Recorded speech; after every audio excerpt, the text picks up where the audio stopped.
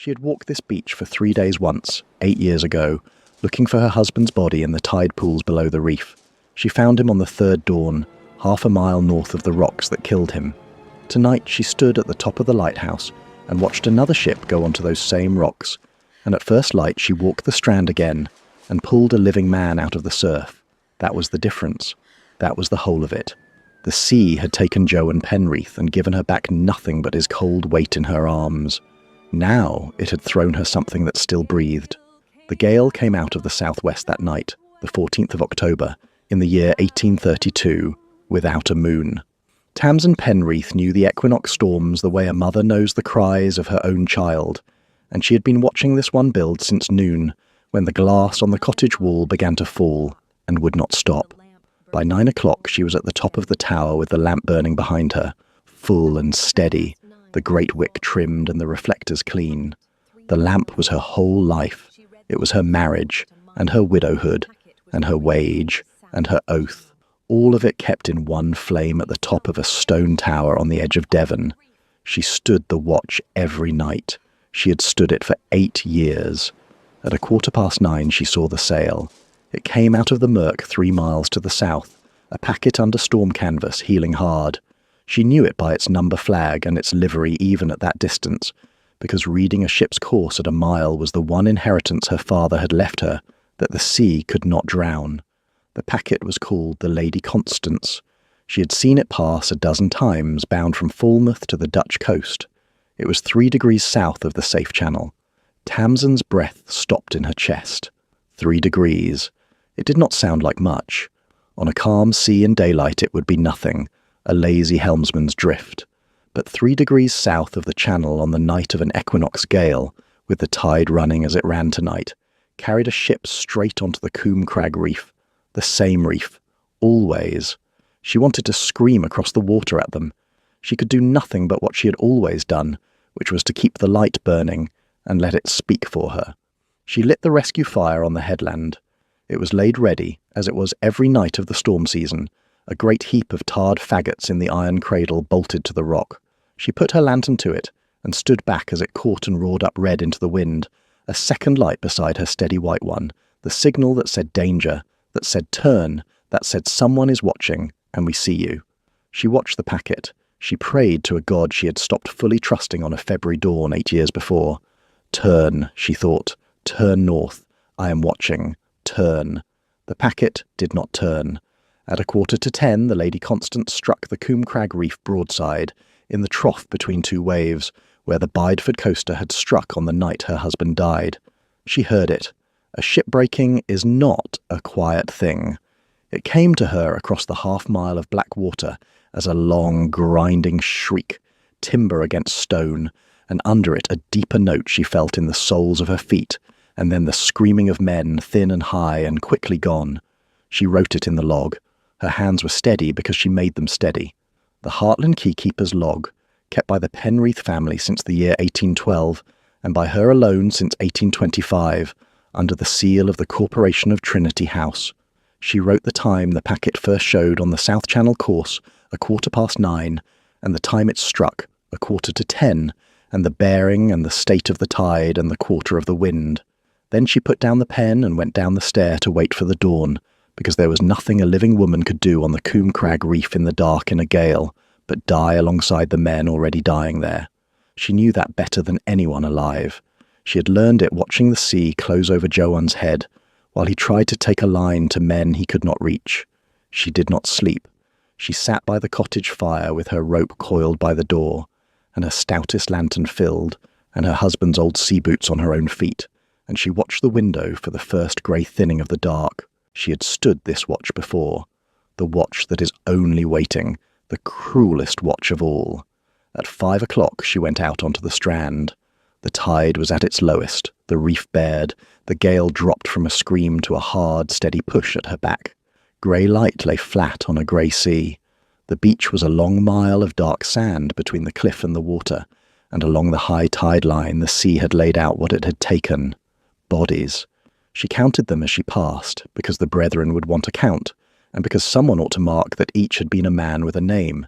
8 by the time she reached the foot of Coombe Crag. A ship's boy with his eyes still open.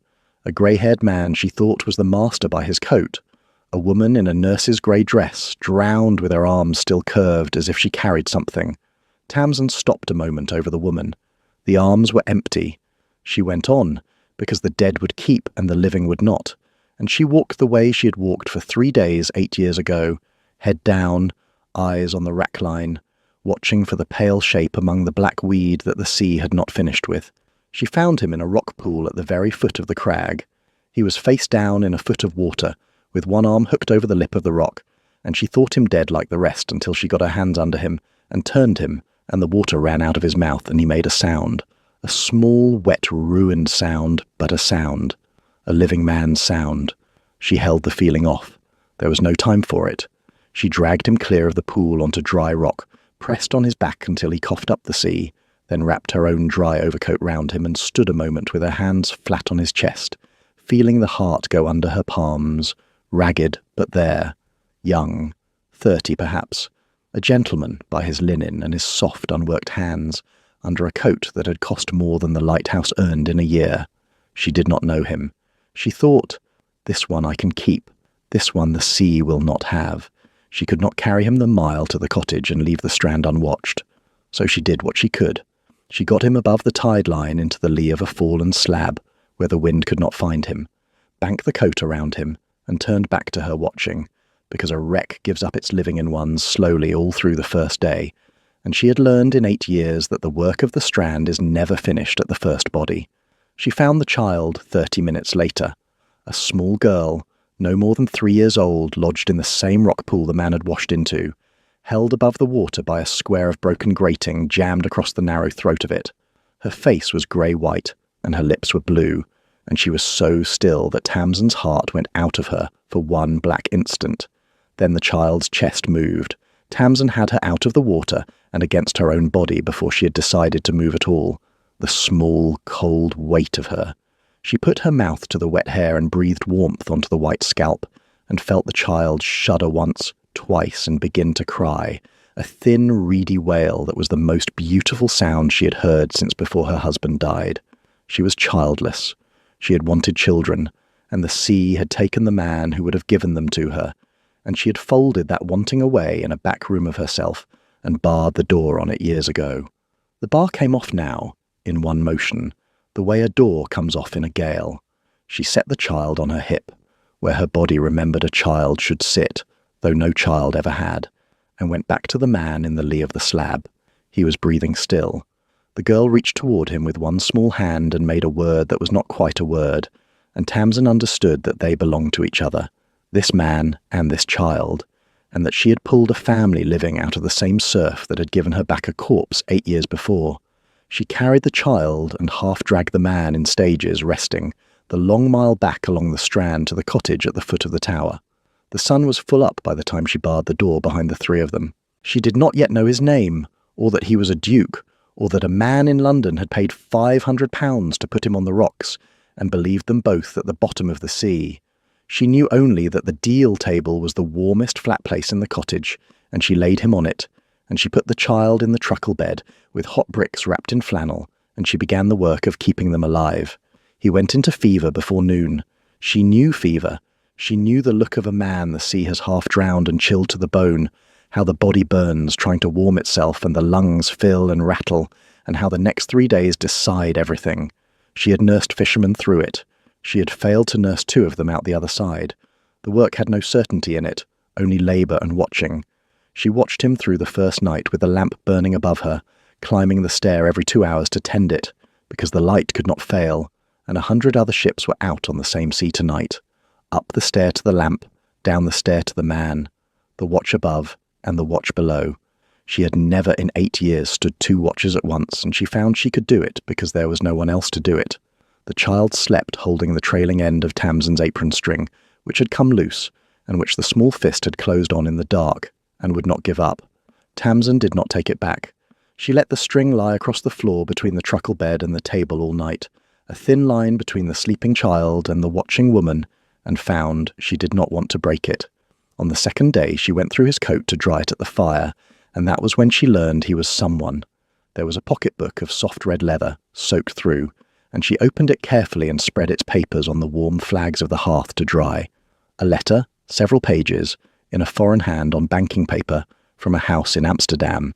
A folded note in a woman's hand, small and faded, much creased from being carried a long time. And a card, engraved, that named him. She could read.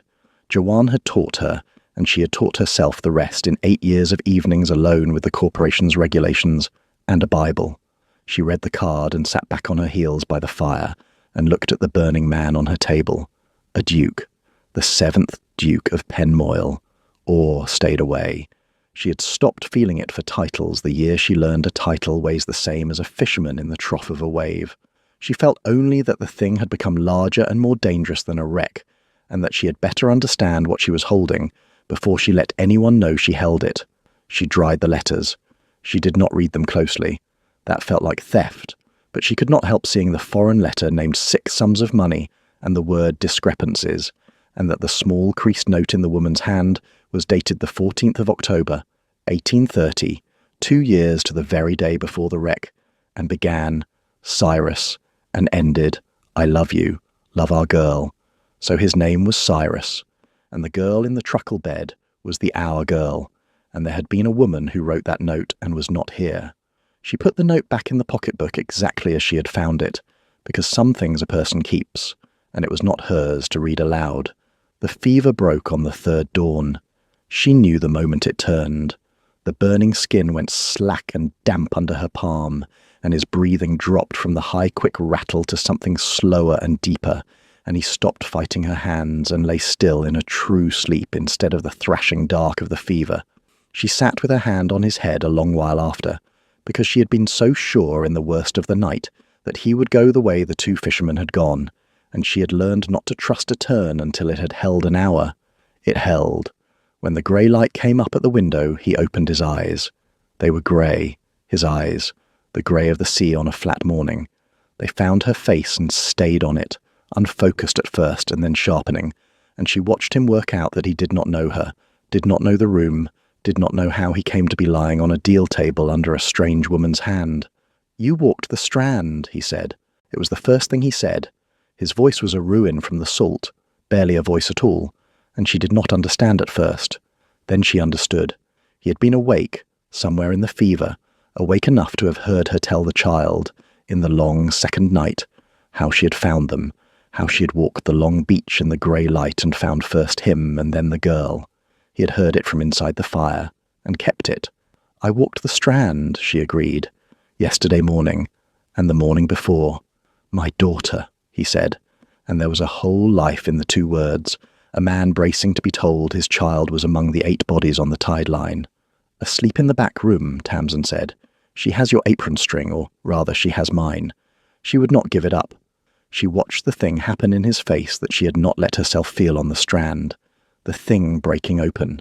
He turned his head away from her, toward the wall, and his shoulders shook once, twice in silence, and she did the only kind thing there was, which was to get up and go and tend the lamp and leave him alone with it. When she came down, he had himself in hand again. Beatrice, he said. Her name is Beatrice. Tamsin Penreath, she said. Keeper of this light, for the Corporation of Trinity House. You are at Hartland Quay, on the north coast of Devon. Your ship went onto the reef 5 nights ago. I have you and your daughter. I am sorry to tell you I have no one else of yours. Her nurse, he said. Miss Allett. A grey dress. On the Strand, Tamsin said, as gently as a flat fact can be said. I am sorry. I counted 8. There may be others the tide has not given up yet. He shut his eyes. How many were aboard? I do not know yet. The purser lived. I pulled him from the south end of the Strand the same morning. A man named Treloar. He is in the village, mending. He told the constable 26 souls. And 3 live, the Duke said. Myself, my daughter, the purser. 3 live, Tamsin said. He was quiet a long time. She thought he had slipped back towards sleep, but his eyes opened again, and they had changed. The grief was still in them, but something had risen up alongside it, hard and cold and watchful. Mistress Penreath, he said, how far south of the Channel was my ship when she struck? She did not have to think. She had watched it and written it. 3 degrees, she said. She saw the number land in him like a blow. Not grief, something colder. You are certain. I am the keeper of this light. I read courses at a mile in any weather. It is the whole of my work to know exactly that. Your ship was 3 degrees south of the safe channel when she first showed, at 9:15, and she had not corrected when she struck at 9:45. I lit the headland fire. She did not turn. I have it in the log, under the corporation's seal. She paused. A master does not put a packet 3 degrees south of the channel in an equinox gale by accident, Your Grace. Not a master who has run this coast. He would have to mean to. The cold thing in his eyes had a name now. She watched him reach it. No, he said softly. He would have to be paid to. That was the first she heard of it. She did not press. The corporation had taught her, and grief had taught her better, that a man tells you the shape of his trouble when he is ready and not before. She gave him water and a little broth, and told him to sleep, and she went to wake the child, who had been awake some minutes and lying very still listening to her father's voice come through the wall, not yet believing it. Tamsin carried Beatrice in. The child looked at the man on the table a long moment, at the wreck the fever had made of his face, and then she said a word, the word she had been making half words at for 5 days. Papa. Tamsin had heard a great many sounds in 8 years on this coast. She had heard ships break and men drown and the wind take the slates off the roof. She had never heard a sound do to a grown man what that one word did to the 7th Duke of Penmoil. He reached up his ruined arms and the child went into them, and Tamsin turned away to the fire and found she had to stand there with her back to them a while, watching the flames, because her own eyes had gone hot, and she had not let them do that in front of anyone in 8 years. He told her that night who had done it, and why, and what it would cost. The child was asleep again. The lamp was tended. The wind had dropped and the cottage was quiet, and the two of them sat by the fire, he propped on the settle with blankets, she on the stool with mending in her hands she was not doing, and he told it plainly, the way she liked things told. He told her about Septimus Halloran, the family's solicitor in London since before the Duke was born, who had held the old Duke's hand at his deathbed and had held the new Duke's affairs since the boy was 8 years old, who had managed the Penmoil property, the rents and repairs and ledgers, for 40 years, trusted utterly, the way you trust a thing you have never had reason to look at.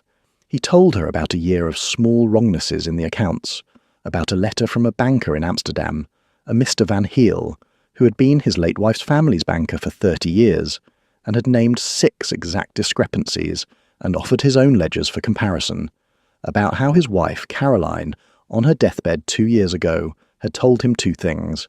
Do not let Halloran near her separate Welsh inheritance, and trust Van Heel of Amsterdam. I kept half the promise, he said. I locked the Welsh estate away from him. I did not look at the rest because I did not want to believe a man who carried me on his shoulders at my father's funeral was robbing me. His mouth twisted. I kept my own quiet watch on the accounts this last year, and told myself I was only being careful. I was being a coward. I should have torn the ledgers open the day Caroline died. Instead, I took ship to ask the question gently, in Amsterdam, like a gentleman, and he heard me say the name Van Heel aloud in his own chambers, and he understood, and he put me on the rocks. Tamsin sat very still. £500, she said slowly. That is what a master is paid to take the South Channel in a gale. I do not know the sum, the Duke said. I do not know it either. I only know it has a sum. Everything the sea is paid to do has a sum. She set down the mending. Your Grace, if this man believes you drowned, he believes it, the Duke said. The whole of England believes it by now. A packet lost with all but the purser. My name will be in the London papers among the drowned. Then he is not waiting, Tamsin said. A man who would pay the sea to take you is not a man who waits politely for the law to settle your estate. He is moving, now, tonight, on everything you own. She watched the truth of it reach him, and she watched him understand, perhaps for the first time fully, that lying half drowned on a lighthousekeeper's table was the most dangerous place in England for him to be, because every day he lay here recovering was a day the man in London worked unwatched. And my daughter, the Duke said. What of her? Her mother's Welsh inheritance descends to her. Until that descent is settled by the courts, the family solicitor stands at her elbow as her father's man of business. If I am dead, Halloran petitions for her custody, and the law will hand him the child and her inheritance both, because for 40 years It has had no reason to doubt him. His voice cracked on the salt and the fear together. He tried to drown my child to be rid of one inquiry. What he will do to her when she is the last thing between him and the gallows, I do not want to think. The fire snapped. In the back room, the child slept, holding the apron string. Then we had better think it, Tamsin said, and we had better not waste the one thing you have that he does not know you have. And what is that? Time, she said. He thinks you are dead. For as long as he thinks it, he moves carelessly, because he believes no one is watching him. The moment he learns you live, he covers his tracks and runs his money to ground, and we lose everything that proves it. So you stay dead. You stay dead, Your Grace, here at the bottom of this tower, mending, while we gather every paper that hangs him, and we walk you back into the daylight, only at the one moment, and the one place where his lie cannot survive yours. He looked at her for a long moment in the firelight. You said we, he said. I did. You are a lighthouse keeper. This is a duke's quarrel and a murderer's, and it will go to the highest table in London. You have a child of mine in your back room, and a man of mine on your table, and no reason on God's earth to take a murderer for your enemy. You could put us on the Bideford coach when I can stand and never hear of it again. He paused. Why, we? Tamsin looked into the fire. I lit the headland fire that night, she said. I lit it, and your ship did not turn. And I stood at the top of my tower and watched 24 people drown, because a man in London paid a master to steer them onto my reef. I am the keeper of this light. I keep it so that ships do not strike. This man made my light useless. He made my whole life's work a thing the sea could buy its way past. She lifted her eyes to his. I have stood the watch at Hartland Quay 8 years, Your Grace. I will not stand by and let the man who beat my light go free of it. That is why we. He was quiet, and then he said, in a different voice, lower, there is something else you should know about Halloran, since you have made him your enemy. My wife's name was Caroline Halloran, before I married her, the daughter of a Welsh barony. No relation to the solicitor. None at all, the name is common enough in the Marches. But he has leaned on that coincidence for years. People assume a family loyalty and never question why a Halloran is so deep in Penmoil affairs. The likeness of the names was a kind of cloak he wore. I will not have you thinking my wife's people were any part of this. I did not think it, Tamsin said, but I am glad to know the cloak, because at the right table it can be pulled off him in front of witnesses. A man's disguises are his weak points, Your Grace. Always. She watched a thing she had not expected cross his ruined face. Not gratitude, exactly. Something nearer to the way a man looks at solid ground after a long time at sea. A routine made itself in the days that followed, the way a routine will, even in a strange house, even with the gallows somewhere down the road. She kept the light. He mended. The child grew bold in the small warm rooms and learned to climb 3 steps of the tower stair, and no more before Tamsin's hand came down on her shoulder. The Duke could not yet climb the stair at all. The cold and the fever had left his lungs weak and his legs unsteady, and it galled him to be tended, to be useless, to lie at the foot of a tower while his enemy worked. She found small uses for him. He was clever with figures. She set him to draw out from memory the whole architecture of the Penmoil accounts, every property and rent and name, so that when the papers came they would know where to look. He worked at it for hours at the deal table while the child played at his feet, and she would catch him sometimes with his pen stopped, staring at nothing, back at the rail of the Lady Constance in the dark, watching the nurse go under with his daughter, and she would put the kettle on loudly to bring him back into the room. They spoke of their dead in the long evenings. It came slowly, the way such things must. She told him about Joan first, because he asked gently who the man was whose boots she wore and whose name was over the cottage door. She told him about the gale of February in the year 1824, when the lamp blew dark for 40 minutes in a freak of the wind, and a Bideford coaster struck the reef in the dark, and Joan, keeper before her, son of the keeper before him, took their small boat out alone to carry a line to the men on the rocks. I told him not to, she said. I stood at the door and told him the sea was too high and he would not come back, and he kissed me and went anyway, because that was the whole of who he was, a man who could not stand at a door and watch men drown. He went down in the trough between 2 waves with 3 of the coaster's hands. I was holding the lamp by then. I held it up so he could find the boat in the dark, and when I looked again the boat was gone, and he was gone. She was looking at the fire, not at the Duke. I walked the Strand 3 days. I found him on the third dawn in a tide pool, half a mile north of where you washed in, and then I climbed the tower and lit the lamp, because it was dark and a ship might come, and I have lit it every night since. Alone, the Duke said. For 8 years. The corporation gave me the keeping 6 months after. They heard I had kept it alone through a second equinox storm, and they could not in conscience put a stranger over a widow who had stood that watch.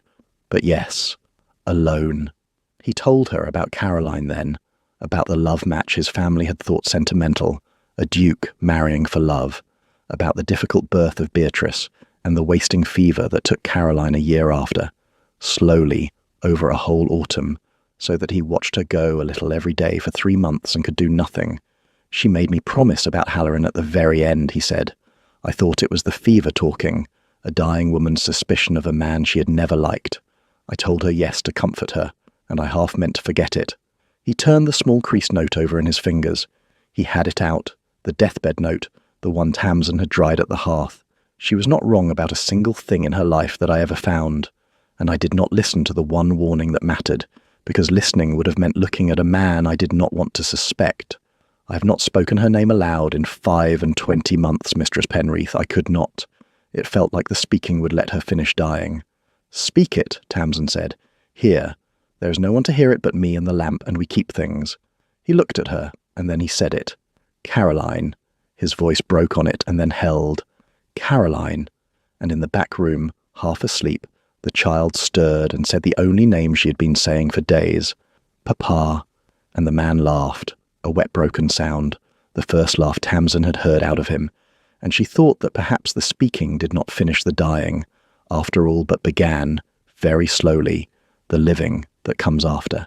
She found that she was watching him, not as the keeper watches the sea for danger, the other way, the way she had not watched a living man in 8 years, because watching led to standing at a door telling him not to go, and to walking a strand for 3 days, and she had decided once that the cost was past what she would pay twice. She caught herself at it, and was angry. He is a duke, she told herself. When his lungs mend, he will walk back into a world of marble stairs and a place at the king's table, and you are a lighthouse keeper with calloused hands, and you will be a story he tells, the brave widow at the light, nothing more. Do not let him in by the back door of your own heart while you sleep. She barred that door the way she barred the cottage door against the strand at night. It did not stay barred. The child saw to that mostly. The child who would not sleep unless Tamsin sat by the truckle bed, who learned her name from her father's mouth and said it, Tamsin, the way she said Papa, as if the two belonged in one breath. There is no barring a heart against a 3-year-old who reaches for you in the dark. The child she let all the way in. The father, she went on telling herself, was a separate question. The papers came over those weeks the way the sea gives up a wreck, in pieces, slowly, from every quarter. The Duke wrote a note in his own hand. 3 lines, no name signed, only a private mark his steward would know, and Tamsin carried it to Bideford and put it on the London coach. It went to Mr. Adam Lacey, the one man in London the Duke trusted entirely. It told Lacey that his master lived, that he must tell no living soul, and that he must move at once to gather every paper that bore on the Penmoyle accounts and the loss of the Lady Constance. Lacey moved. Within the week he had Van Heel's reply letter, which had come to the townhouse on the 1st of October, naming the 6 discrepancies. The Duke had carried his own copy into the wreck, and Tamsin had dried it at her hearth. But now there were 2, and 2 is what a court wants. The purser, Treelaw, mending in the Bideford Inn, gave his sworn statement before the parish constable on the 18th of October, with the vicar of St. Nectan's as witness. He swore that Captain Pugh had ordered the South Channel course over the loud protest of the first mate, who had begged to put back to Padstow at 8 o'clock and been refused, and that on the morning of the sailing a London gentleman in a black overcoat had put a private letter into the captain's own hand. The sea itself gave evidence. 2 days after the wreck, a spar washed up at the south end of the Strand with the captain's coat tangled on it, and Treelaw, walking the tide line for his shipmates as Tamsin walked it, found it and knew it for Pugh's. In the inner pocket, sodden but legible, was a single sheet in a hand that did not belong to a seaman. No salutation. It named the South Channel, the Equinox window, a sum of £500, and the cancellation of a standing debt in full settlement. It was signed with a single name, S. Halloran, and the captain's own paybook came up a day later, kept in his own hand to the last. The final entry dated the 11th of October. £500 received this day from S. Halloran, Lincoln's Inn, in cancellation of debt and for service on the South Channel under the equinox. Tamsin held that paybook in her hands by the fire and felt the cold of it pass the cold of the sea-water. A man had written down the price of 24 lives in his own hand, in a ledger, the way she wrote down the trim of a lamp-wick. She thought of the ship's boy with his eyes open on the strand, and the nurse with her empty arms. He wrote it down, she said. He wrote down what he was paid to do it. Men like Pugh always write it down, the Duke said grimly. A paybook is a habit deeper than fear. He could not help himself. It is the first lucky thing in this whole business that two careful men wrote down their crime because writing it down was the work of their lives. Halloran with his solicitor's hand that cannot leave a thing unrecorded, and Pugh with his master's paybook. They have hanged themselves with the same pen that made them feel safe. There was more. Lacey, in London, laid Van Heel's letter before the junior partner of Halloran's own firm. An honest, slow man named Bicknell kept ignorant for 10 years, and Bicknell, white to the lips, released the audit copy of the Penmoil correspondence on grounds of suspected fraud. It showed £41,000 of losses charged against the Duke's property over 10 years, and pointed again and again to an off-book account at a bank in Lothbury that Bicknell swore he had never known existed, and a city magistrate's warrant pried that account open at last, and there in its ledger was the £500 paid to Captain Pugh on the 11th of October, from the same account that had swallowed the Duke's stolen rents for 10 years. Every paper led to one man. Every road on the chart ran into Septimus Halloran, and meanwhile, as the Duke had known he would, Halloran moved. The news came up from London in Lacey's careful letters, and they read it by the fire with growing dread. On the 19th of October, the solicitor had filed a petition of presumed death. On the 21st, he had petitioned the court for the custody of Lady Beatrice, the Duke's daughter and heir, as her late father's man of business. And in the last week of October, he had begun, quietly, through the Lothbury Bank, to sell off the Duke's London freeholds, turning stone and land into money that could be moved and hidden before any inquiry could compel a single ledger to be opened. He is burying it, the Duke said. Every freehold he sells is a page of the audit trail gone. Given a month, there will be nothing left to find. He is not waiting for the law. He is racing it. Then we race him, Tamsin said. There is to be an inquiry, you said. The brethren will hold one. They always do, for a wreck of this size. The elder brethren of Trinity House, at Tower Hill. They have summoned it for the 4th of November to find the cause of the loss of the Lady Constance. He looked at her. And Halloran will be there. He must be. He will come as my family solicitor, to represent the estate's interest, the trusted hand he has always been. He will sit at that table in his black robes and grieve for me in front of the whole of maritime London. Good, said Tamsin. The Duke looked at her. You do not see it, she said. He has chosen the table for us. He will be there, in the one room in England where a lighthouse-keeper's log is not a poor widow's word against a great solicitor's, but the corporation's own sealed register, unimpeachable. He will sit at the table that judges the sea on the day we bring it every paper that hangs him, with the man he murdered walking in alive on... She stopped. On whose arm? The Duke said quietly. She had not meant to walk into it. She closed her mouth. He was watching her now, the way she had been watching him for weeks and pretending not to. He had been thinking, she realized, while she thought she was the only one watching. There is a difficulty, he said, that I have turned over a great many times these last nights, and not known how to put to you because you have given me no opening to put it, and I think you have given me none on purpose. Say it plainly, she said. I like things plain. Then plainly. Your log is the strongest evidence we have, and it is yours, and the brethren will weigh it as the corporation's keeper's own register. But you will stand in that hall as a widow lighthouse-keeper, and Halloran is a master of 40 years at twisting standing into doubt. He will ask who you are, what you are to me, why a duke trusts his life and his daughter to a fisherman's widow on a lonely coast, and he will make the room hear suspicion in it. Your standing is the whole of your strength, and as you stand now, he has 100 ways to chip at it. I am the corporation's registered keeper, Tamsin said.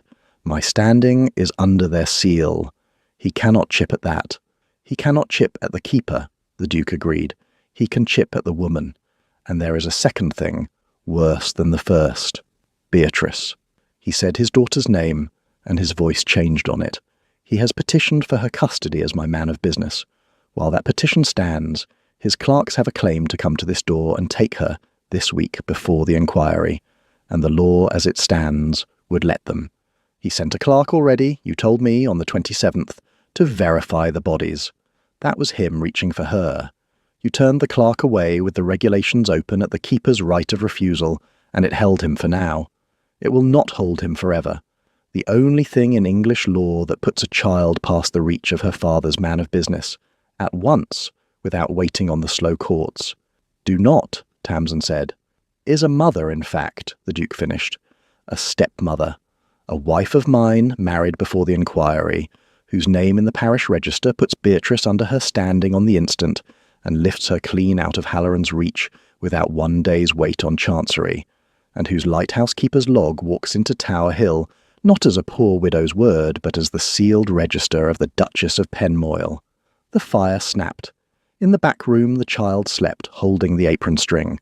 Tamsin stood up from the stool and went to the small window and looked out at the dark and the line of grey where the sea was. Her heart was going hard, and she made it slow, the way she made her hands steady, by deciding to. You are asking me to marry you, she said to the window, to win a case. I am asking you to marry me, the Duke said, to save my daughter's life and liberty, and to put the only honest witness in England past the reach of a man who has already paid the sea once to drown the people in his way. I am asking you to do it before the 4th of November, because the law gives us no slower road that Beatrice survives. I am asking you, and here his ruined voice did a thing she had not heard it do, for the wrong reasons and at the wrong time, when you deserve to be asked the right way in the right hour, and I cannot give you that yet, because if I wait, my child is in that man's hands.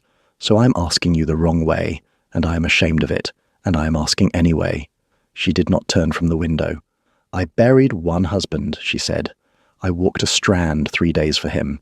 I told him not to row out, and he rowed out, and I have stood 8 years at the top of a tower wishing I had barred the door with my own body. I refused 2 good men of this parish because I could not pay that price twice, and now you ask me to take for my enemy the most dangerous man in England, and take for my charge a duke whose lungs the next bad winter may finish, and a child I have already let into my heart, so that losing her would be a 3rd strand to walk. Her voice was steady. She was proud of how steady. You ask a great deal, your grace, for the wrong reasons, by your own account. I do, he said.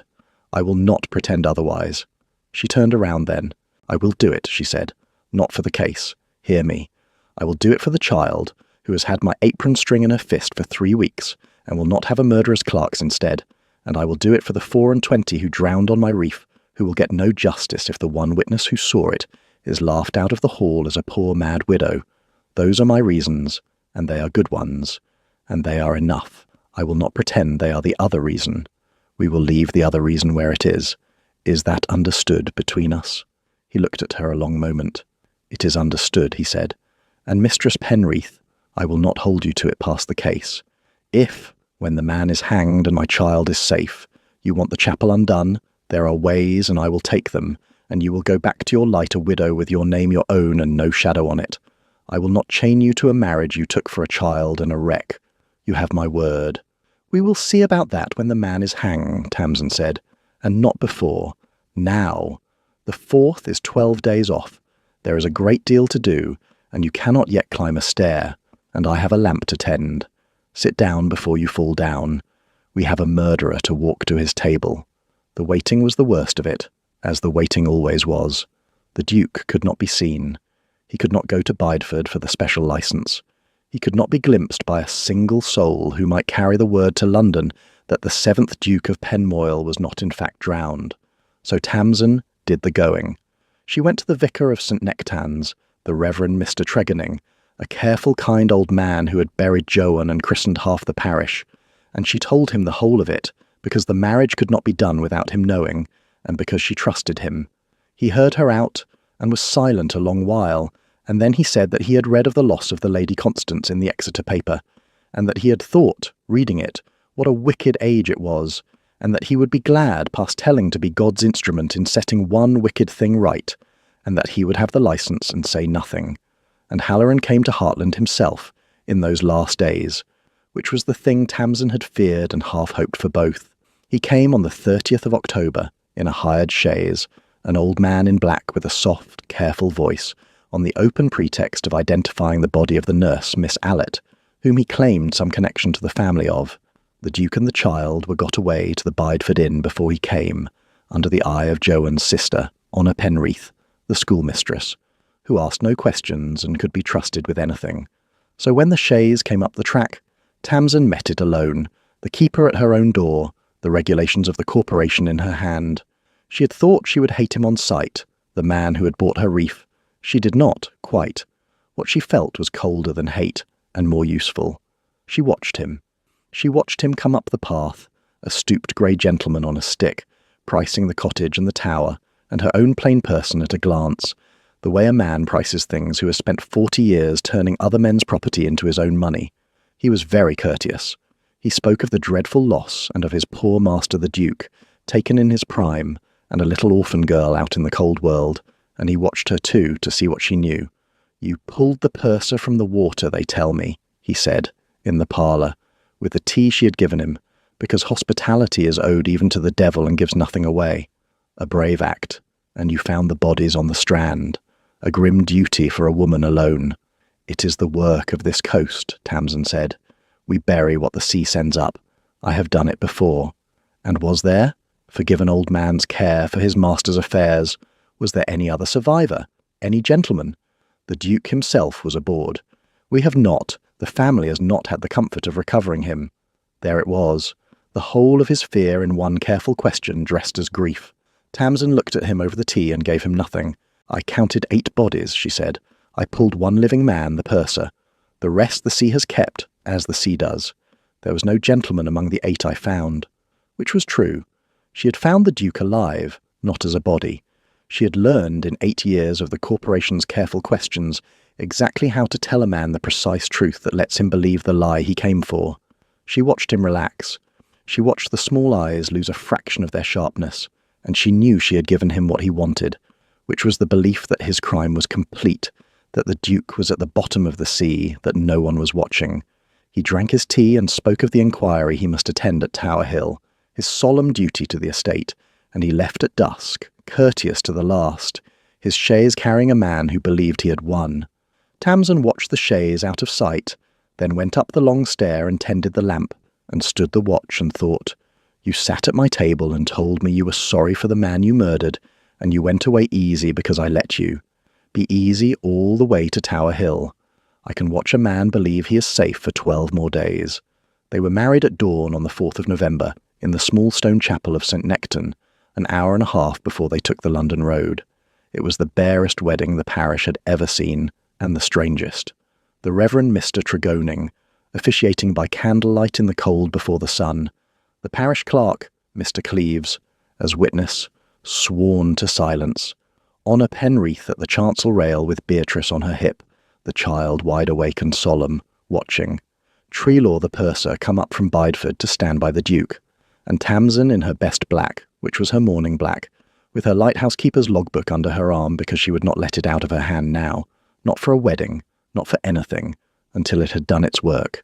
The Duke walked up the short aisle on Treelaw's arm, on a cane, slowly. He was thin and grey still, and his voice when he made his vows was a salt-ruined whisper, but his hand when it took hers was warm and it did not shake.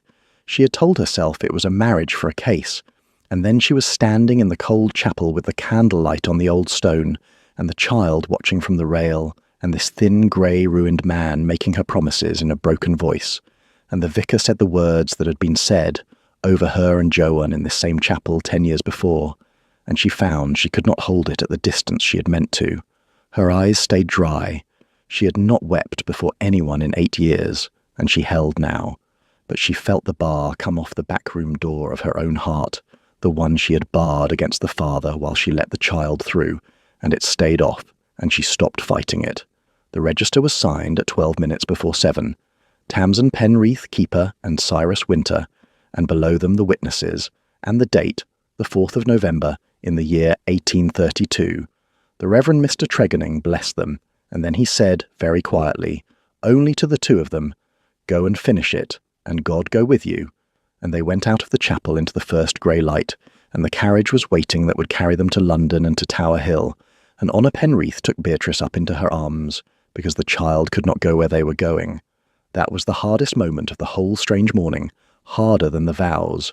The child understood that they were leaving, and did not understand why, and she reached out of Honor's arms toward Tamsin with both hands, and the apron string fisted in one of them, and she said, "Tamsin," and then, "Papa," and her small face came apart. Tamsin took the small hands and held them a moment. "I am coming back," she said, low and steady, into the child's face. "Do you hear me, Beatrice? I have walked this strand 3 days for a man I loved, and I have always come back to this place. I am coming back to you. Mind your Aunt Honor and keep the string. I am coming back." And the Duke bent down, on his cane, white with the effort of it, and kissed his daughter's forehead and said, "Watch for us, sweetheart." And the child quieted, holding the word as she held the string, and they left her there in the grey dawn at the chapel door and got into the carriage, and Tamsin did not look back, because she had learned 8 years ago that looking back at the thing you are leaving on a shore is how it breaks you. The hall of the Brethren of Trinity House, on Tower Hill in London, was the grandest room Tamsin Penreath had ever stood in, and she stood in it without fear, because she had stood at the top of her tower in a gale that could have taken the roof off, and after that, a fine room full of fine men holds no terror. It was 11 o'clock on the morning of the 4th of November. The carriage had run through the night and into the day. She had not slept. She did not feel it. The long oak table ran down the centre of the hall. The elder brethren sat in their dark cloaks. Captain Sir Marmaduke Lestrange, Master of the Corporation for the year, an old India commander with a face like weathered oak, in the chair at the head, Vice Admiral Lord Paulet at his right, old Captain Sir William Hood at his left, 4 more elder brethren down the sides, the Secretary Mr. Hawkes taking the minutes, and the public gallery was full. West Country mariners come up on the steamer from Bideford and Padstow, London insurance men, the press of the river, 100 faces, and at the far end of the table, in his Lincoln's Inn black, with his brief under his arm, sat the family solicitor, prepared to be called forward to speak for the poor drowned Duke's estate, Mr. Septimus Halloran. Stooped, grave, courteous, watchful. He had not seen them come in. They had been kept by the beadle in a side room until the hour. The inquiry opened. Captain Sir Marmaduke Lestrange read the cause of the convening in a dry, old quarter-deck voice. The loss of the packet Lady Constance on the Coombe Crag Reef, on the night of the 14th of October, with the loss of 23 souls of her 26. The matter to be inquired into, the cause of the loss, and whether any man bore fault in it. And then Captain Sir Marmaduke said that there was, he understood, a further matter the corporation had been advised of that morning, and a further witness, and he nodded to the beadle at the head of the chamber. The beadle in his livery opened the great doors, and the 7th Duke of Penmoil walked into the hall alive on a cane, on the arm of his Duchess, with the Hartland Quay lighthouse keeper's log under her arm in its blue Trinity House binding, the corporation's own seal upon its cover. Tamsin would remember the sound the room made for the rest of her life. It was not a shout. It was a great indrawn breath, 100 people taking air at once, and then a rising murmur that Captain Sir Marmaduke had to strike his hand on the table to still. She walked the length of that hall with the Duke's weight on her arm, and her log against her side, her eyes off the gallery and the brethren, and fixed on the far end of the table, on the old man in black. She watched his face. She watched Septimus Halloran see a dead man walk. She watched the courteous grave colour go out of his face all at once and leave it the grey of the nurse's empty arms on the strand. She watched his glance go to the Duke, and to the log under her arm, and back to the Duke, and she watched 40 years of careful safety come off the man like a coat in a gale. The cloak pulled away in front of 100 witnesses. In the one instant he could not stop it. He half rose. He put one hand on the table. He said no word at all. There was no word. "My lords, Captain Sir Marmaduke." The Duke's voice was a salt ruin, but it carried in the silence. "I am Cyrus Winter, 7th Duke of Penmoil. I was a passenger on the Lady Constance. I did not drown. I was pulled living from the surf at the foot of the Coombe Crag, with my daughter, by the keeper of the Heartland Key Light, who has kept that light alone for 8 years under the corporation's seal, and who is, as of 7 o'clock this morning, my wife and my Duchess." Captain Sir William Hood was on his feet. The old captain came down the side of the table and looked into the Duke's ruined face a long moment, and Tamsin watched the recognition come. "By God," said Sir William Hood, "it is Penmoyle. I knew your father, sir.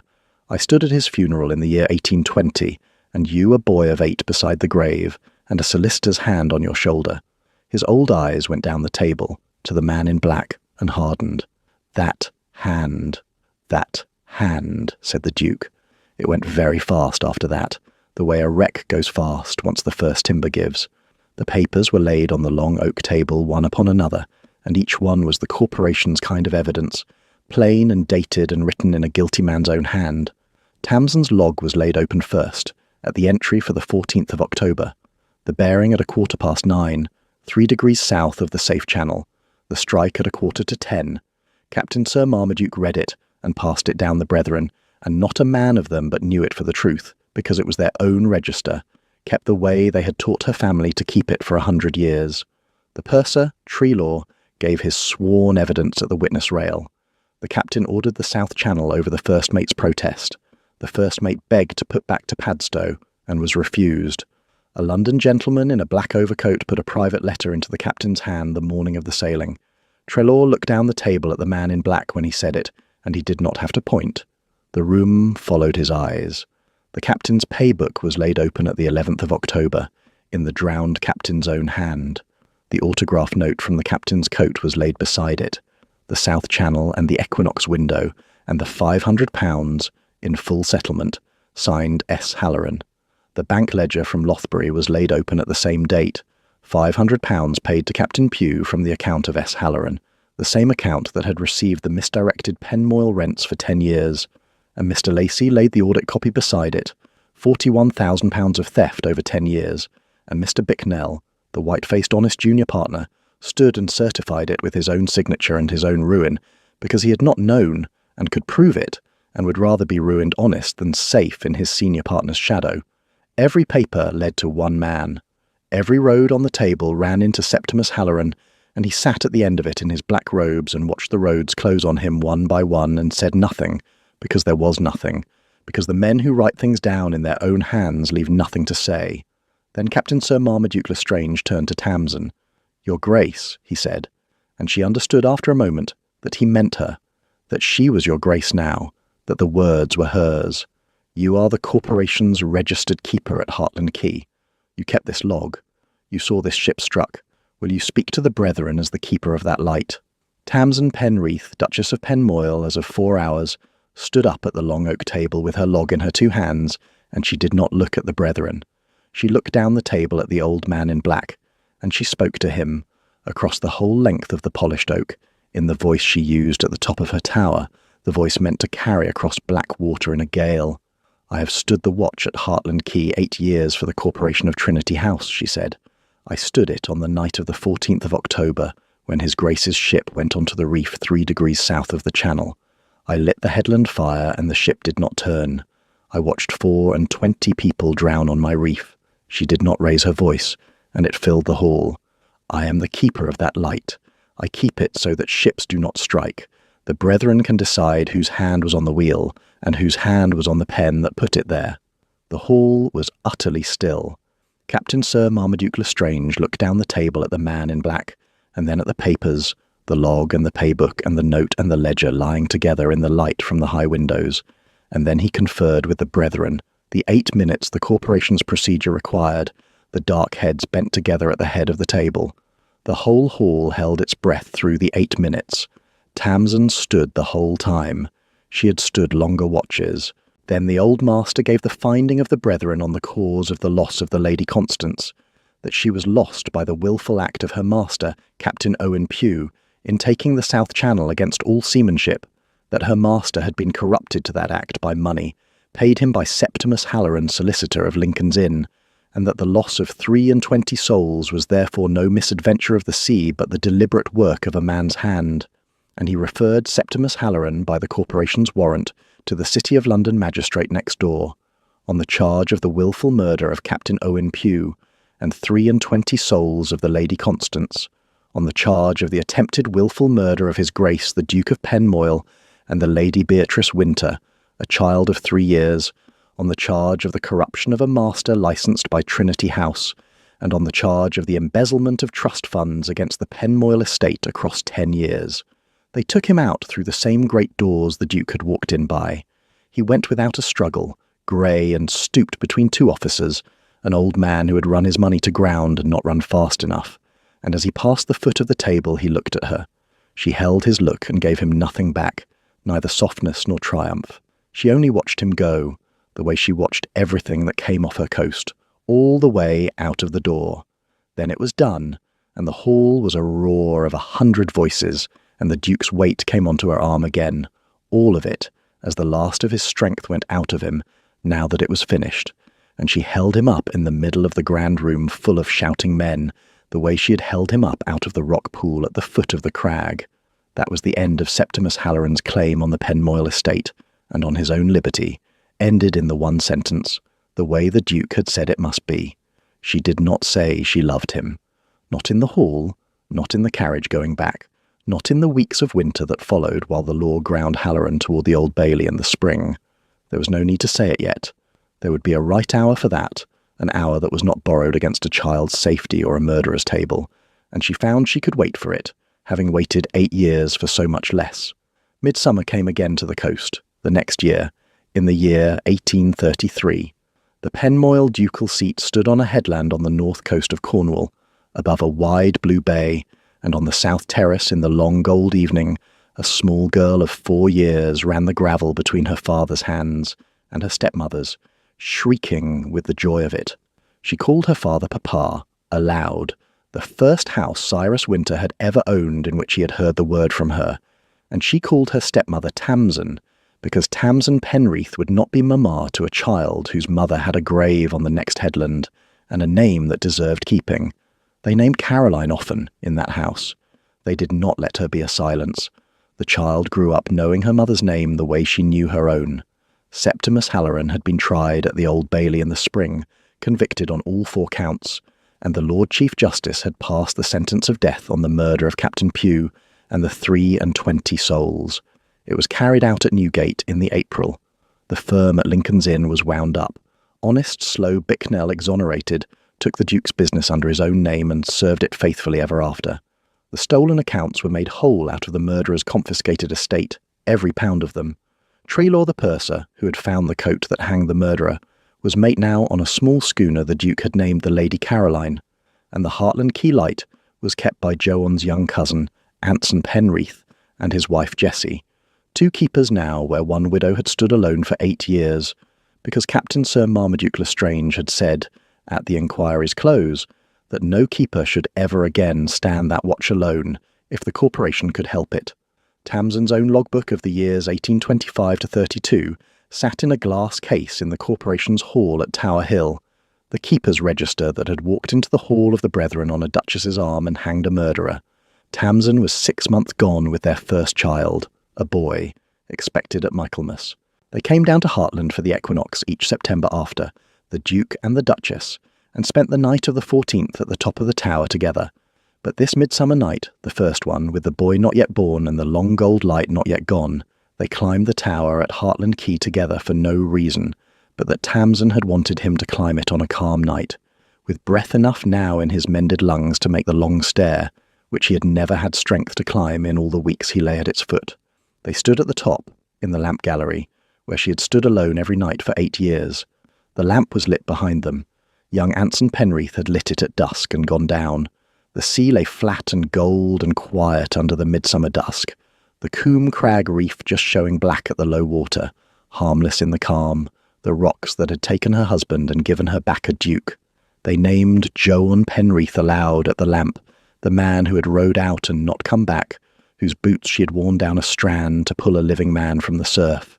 They named Caroline Winter aloud, at the lamp, the woman who had named Van Heel with her last breath, and reached out of her grave to undo the man who killed her husband. The 2 dead, kept, named, not silenced. The lamp burned steady behind the 2 living, the way it had burned every night for 8 years and would burn every night after. Cyrus put his arm around her at the top of her tower and looked out at the quiet gold sea. "You stood the watch alone 8 years," he said. "You will not stand it alone again."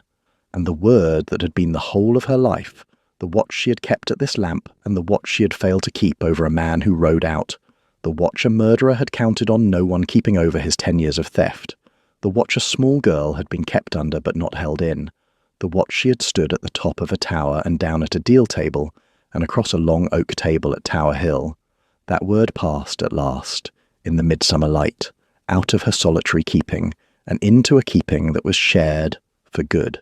She had walked this beach 3 days once for a husband the sea kept. She had pulled a duke from the same surf one grey morning, and a small girl 30 minutes after. She had stood the watch alone 8 years. She would not stand it alone again. Below them the reef went black and harmless in the falling tide, and the lamp burned gold above the quiet water, and somewhere down the long stair a small girl was sleeping, who would not this time wake to an empty house. The light went out at the first prick of dawn, the way it always did, and Anson Penreath lit it again the next night, and the watch went on, kept now by more hands than one, the way a light should always have been kept, the way it would be kept on that coast for as long as ships came in out of the dark, looking for the one steady flame that says someone is awake and watching, and you are not alone.